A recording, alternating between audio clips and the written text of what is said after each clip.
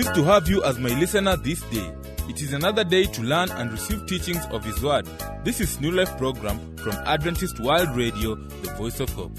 I'm your host, Chileno Dian. As always, your health is our priority. On our topic today, during the health segment, we are going to share with you on how legal drugs can be used appropriately without one overdosing or underdosing him or herself.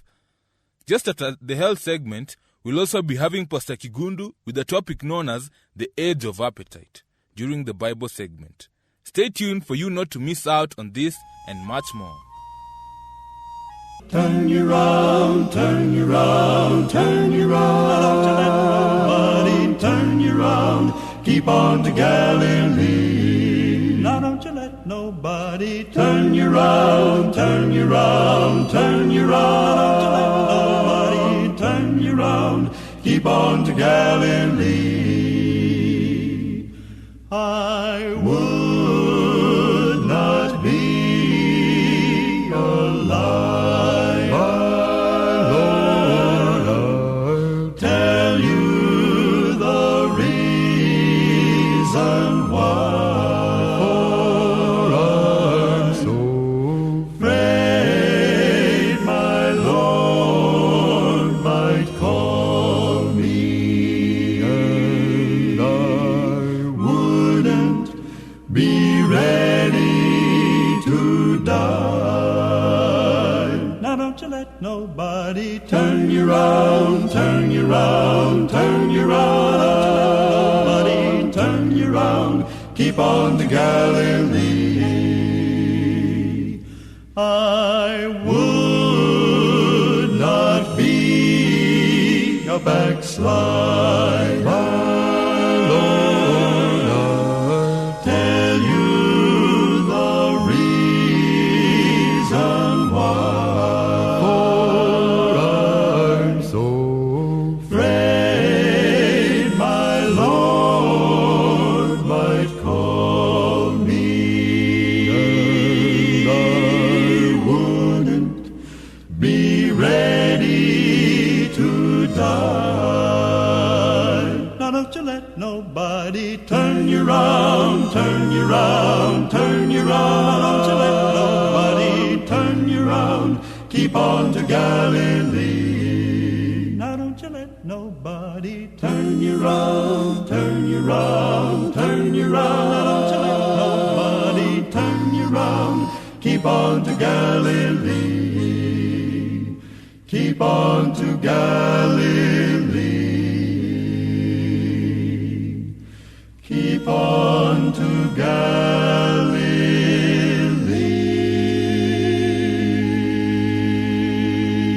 Drug is very important when used in the right way. When some of us become sick, we usually run to the doctor in order for us to seek medical attention. After the doctor has run some tests, they normally prescribe some drugs for us in order to relieve the pain we are feeling.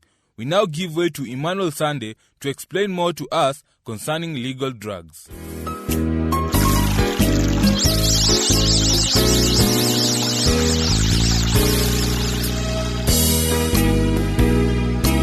Once again is a warm welcome to our health programs. In our program today, we are going to talk about the legal drugs. Coughing, sniffing, a sore throat, pain in your little toe. With problems like this, few of us worry because it seems there's always a medicine that exists for it. But how safe are these medicines? And how do you know they've had the necessary quality checks? We've all been sick once or needed a medicine for a certain health condition. When this happens, most will pay a visit to the doctor, or when the condition is less severe, a simple walk down to the pharmacist could be enough. But how do we know the medicines and creams sold at the pharmacy are good, healthy, and will help you? It's good to know that the only way for a consumer to know whether a medicine is approved and safe or not is looking at the data on the label of the medicine. Even though the medicines are licensed to be sold, there are still precautions and possible dangers that consumers should be aware of. The safety of taking medicines is very important in this case. When the sickness or the medical situation isn't so serious or doesn't require a control by a doctor, the medicine to cure can be purchased from a pharmacist. Most non- and prescription medicines are based on chemical products. However, there are also medicines which are based on herbs and other natural products. Using medicines, though easily available, isn't something that should be done as a habit. I have always been interested in the future. My past I well know, and the present I'm daily experiencing. But the future is much more exciting. Trying to guess the future is one of my favorite occupations. When all the questions have been asked, one can always ask about the future. What do you foresee for the future? Has always been my favorite question after all the other questions have been answered. I can remember as a young teenager in school, we kids were expected to make up good questions to ask when it was time to ask questions. One day I asked my teacher about the future, not only because I was expected to ask an intelligent question, but because I was genuinely interested in the future. It was very generalized and very universal. What do you think will be the major issue in society 20 years from now? It was an intelligent question, I thought, and worthy of a high mark in my class evaluation of that day. But the answer was just as remarkable, and I remember it just as clearly as the question. My teacher, whom I greatly admired, said that the effect of drugs on society will be the great challenge when you are an adult. Now here we are, some 30 years later. You heard the reports in our program today. The challenge of a drugged society is indeed a major concern today. Of course, there have always been drugs used by people throughout history, but not of the sophistication and availability of today as well. And as you heard, the drug culture crosses all boundaries, all ages, all societies. What can be done about this mass problem faced by every nation on earth? Can laws be passed that will prohibit circulation of drugs? Is any government on earth strong enough to halt the production and distribution of drugs? Is there any end in sight to the nightmare we are all facing? If not by using drugs ourselves, or just being affected in some way by drug users. And notice here that the least we can be affected is in higher taxes needed by our governments to fight or combat drugs and rehabilitate drug users. What is really needed, I believe, are people who will just say no. No to drugs in any size, shape, or form. But can we collectively muster the courage and stamina to just say no? In ancient history, there was one who gave us a good example. Daniel, a prince of Egypt who was destined to become king, became famous and wealthy because he was wise. And in his wisdom, he was always able to say no when tempted to mistreat his body with any of the allurements of the kingdom's court. He had access to anything the world could offer. Dear listener, remember that there is, according to Odd, no such thing as a totally safe medicine. So when buying medicine, remember to check the container for some kind of approval from a medically accredited organization. In Europe, this means to look for the product license number, usually written on the outside of the container or prescription bottle. But some of the safest advice given in regard to taking medicine is to see your doctor or pharmacist first. Thank you for tuning in, and may God bless you abundantly.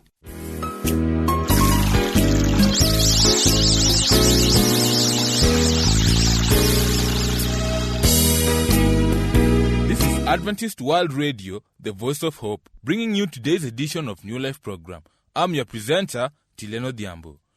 Remember that you can always reach us with your concerns, contributions, and thoughts about this program by sending them to the producer, Adventist World Radio, P.O. Box 42276, code 00100, Nairobi, Kenya. Our email address is awrnairobi@eau.adventist.org. Crowded is your heart with cares. Have you no room for Jesus? Captured by your gilded snares, have you no room for Jesus? Lo, he's standing at your door, knocking, knocking more and more. Hear him pleading evermore.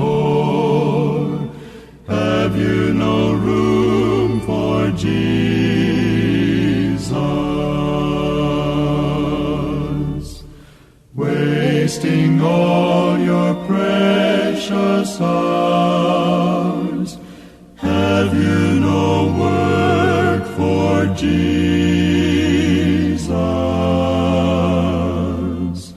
Spending those God-given powers,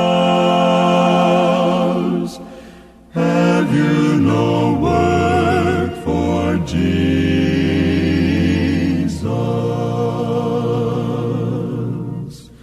Striving not to conquer sin, seeking not a soul to win, bringing not a wanderer in. Have you no work for Jesus?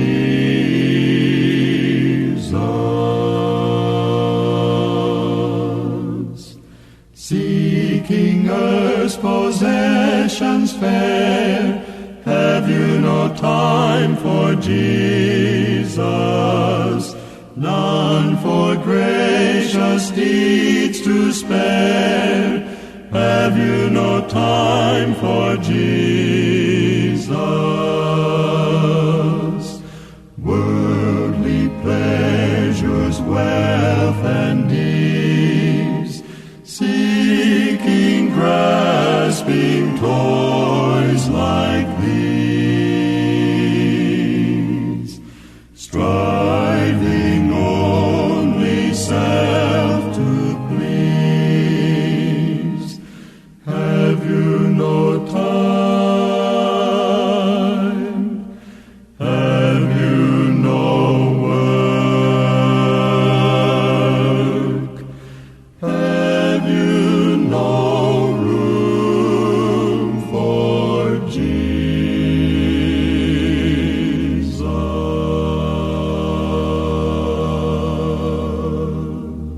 Appetite is normally considered as a strong desire or craving for something.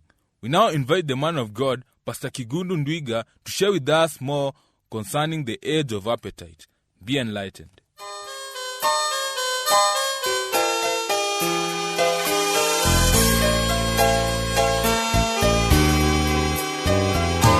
Another important social condition given by Christ as a characteristic sign of the age preceding his second coming is the indulgence in appetite, gluttony, and drunkenness. Eating and drinking as if there were no tomorrow was characteristic of the days of Noah and Lot. And according to Jesus, so will it be in the days of the Son of Man. That is Luke 17 verse 26. Paul also confirms Christ's prediction when he says, "In the last days, men will be lovers of self, lovers of pleasure rather than lovers of God." 2 Timothy 3 verse 2-4. In every age, there have been pleasure seekers whose main goal in life has been to satisfy their appetites. Today, however, this hedonistic trend has greatly increased because as a result of scientific and technological advancements, many persons, especially in the so-called developed countries, enjoy more leisure time and economic prosperity than at any other period in history. A generation ago, most people had to work so much for so little that they had little time and energy left for pleasure seeking. Today, however, the situation has drastically changed as more and more people can enjoy increased personal income and more free time, which unfortunately is spent in eating, drinking, and pleasure seeking. The paradox of our times is that whereas severe food shortages destroy millions of lives in poor countries, too much eating devastates millions of lives in affluent societies. According to the American Medical Society, 40% of the American population is overweight. An American anthropologist, George Amelagos, estimates that the fat stored in adult Americans is 2.3 trillion pounds. Such amount of fat, according to Amelagos, could provide enough energy to fuel 9,000 automobiles for 12,000 miles for 1 year. Millions of overeaters today are worried by the health hazards of their weight, such as diabetes, hypertension, heart and kidney diseases, and emotional trauma. To shed off that excess weight, billions of dollars are spent every year on diet pills, books and weight control programs, and in some cases, surgery. Weight control programs have become a multi-billion-dollar industry. Weight Watchers International, according to U.S. News and World Report, conducts 17,000 lectures a week for more than 550,000 dieters in U.S. and 28 other countries in the world. However, what is saddening is to imagine that whereas many have excess food, there are others who are starving to death in millions with nothing to eat. I remember a very sad, heart-wrenching episode that happened in a Kenyan family during the 1997 famine and was covered in the national newspapers. The family dog had starved to death and had been buried. Driven by hunger, a family member, a young boy, exhumed the remains of the dog and proceeded to eat. That meal caused his death. The most sad thing is that such things are happening while there are others who are having an excess and are not even touched by the harrowing experience that the less privileged members of the human race are going through. The tears and agony of all these starving people are captured in the words of Mrs. Arlene from the Philippines when the World Vision president visited her a few years ago. She said, "I feel so sad when my children cry at night because they have no food. I know my life will never change. What can I do to solve my problems? I am so worried about the future of my children. I want them to go to school, but how can we afford it? I am sick most of the times, but I cannot go to the doctor because each visit costs 2 pesos and the medicine is extra. What can I do?" The following is the heart-rending story of a poor Brazilian couple as told by Stan Moniham. "My emotions could scarcely take in what I saw and heard.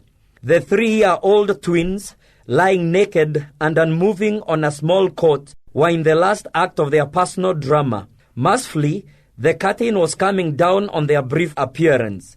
Malnutrition was the villain. The 2-year-old played a silent role, his brain already vegetating from marasmus, a severe form of malnourishment. The father is without work. Both he and his wife are anguished over their existence, but they are too proud to beg. He tries to shine shoes. The wife cannot talk about their condition. She tries, but words just will not come. The mother's love is deep and tender, and the daily deterioration of her children is more than she can bear.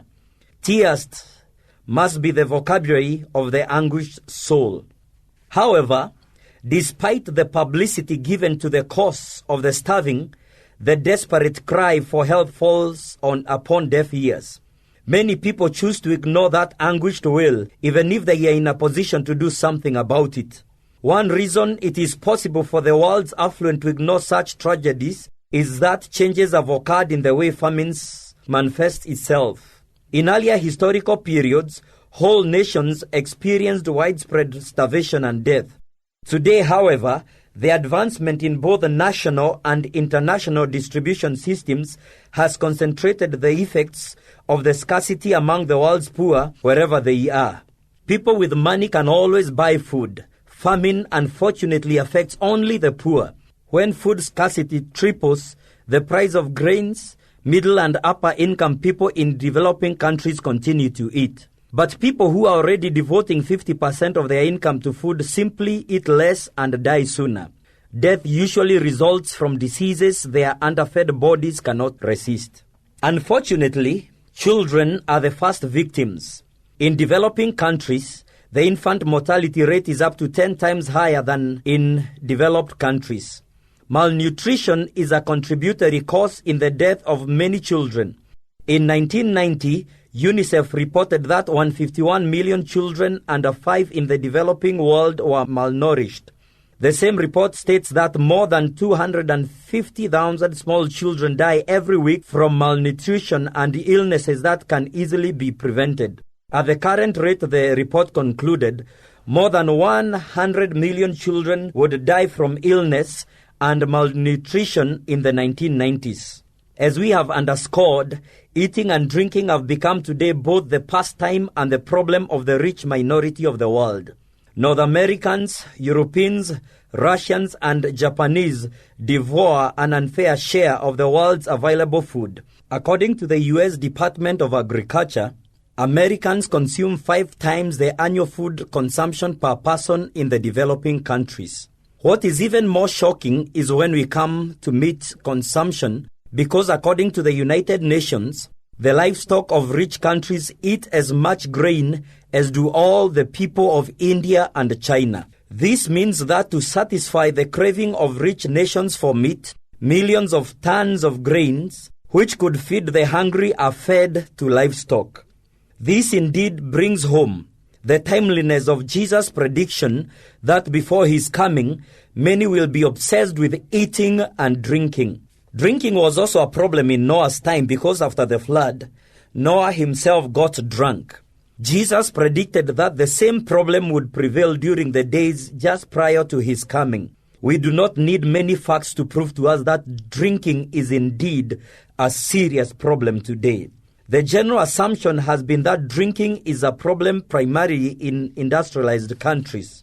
The World Health Organization reports that alcohol-related problems constitute an important obstacle to the socio-economic development of a large number of developing countries, and in addition are likely to overwhelm their health resources unless appropriate measures are taken. The increase in the consumption of alcoholic beverages in recent years has been staggering in most countries of the world. According to a recent World Health Organization report, in 25 countries with fairly complete statistics, annual per capita consumption of alcohol increased by between 30 and 500%.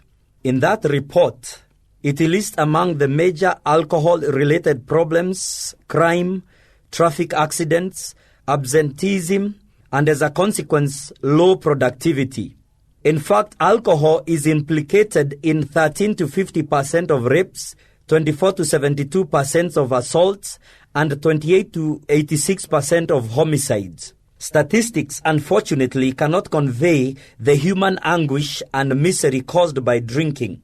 Millions of lives and homes around the world are severely affected. In America, for example, alcoholism victimizes over 10 million people and is a chief contributing factor to 75% of the divorces, 60% of the fatal automobile accidents, 50% of the homicides, and 1/3 of the suicides. And unfortunately, the rest of the world is following suit. Drunk driving, according to Newsweek, has become an international epidemic in the world, a socially accepted form of murder. In the U.S., for example, we are told more Americans die at the hands of drunk drivers in 2 years than were killed in Vietnam. And on the average, about 3 Americans are killed and drunk drivers injure 80 people every hour of the day.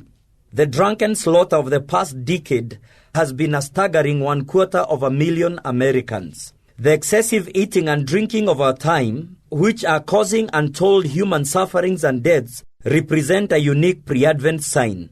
They underscore the fact that we are living at the time that was predicted by Christ, when, as in the days of Noah, many are abandoning any self-restraint in their search for self-gratification. They show us that we are indeed living in the last days predicted by Paul, when many would be lovers of pleasure rather than lovers of God. These signs remind us that the Lord is coming soon, and the question comes, are you ready for Him? Dear listener, commit your life to Him right now, so that when He comes, He will take you to that city whose builder and maker is God. May the Lord bless you.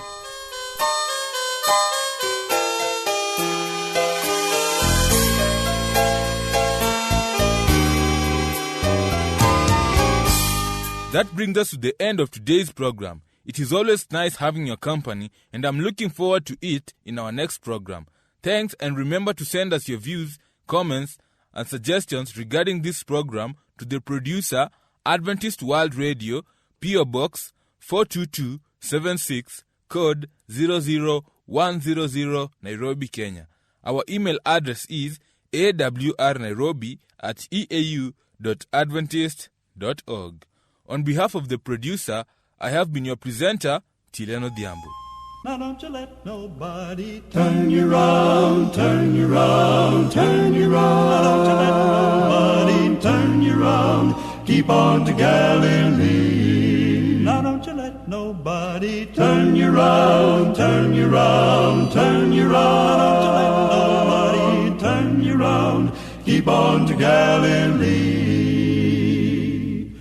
I would not be a liar, Lord, I'll tell you the reason why. For I'm so afraid my Lord might call me, and I wouldn't be ready to die. Now don't you let nobody turn you round, turn you round, turn you round. Don't you let nobody turn you round. Keep on to Galilee.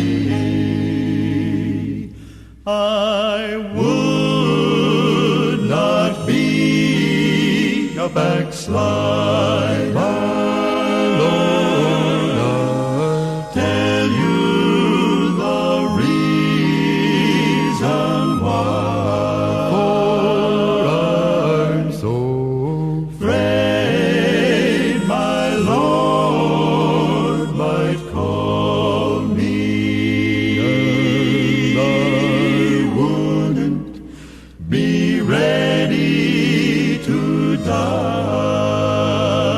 Now don't you let nobody turn you round, turn you round, turn you round. Now don't you let nobody turn you round. Keep on to Galilee. Now don't you let nobody turn you round, turn you round, turn you round. Now don't you let nobody turn you round. Keep on to Galilee. Keep on to Galilee.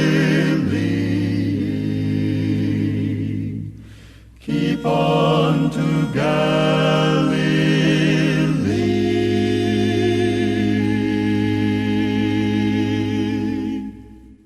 I'm troubled, I'm troubled, I'm troubled in mind. If Jesus don't help me, I surely will die. I'm troubled.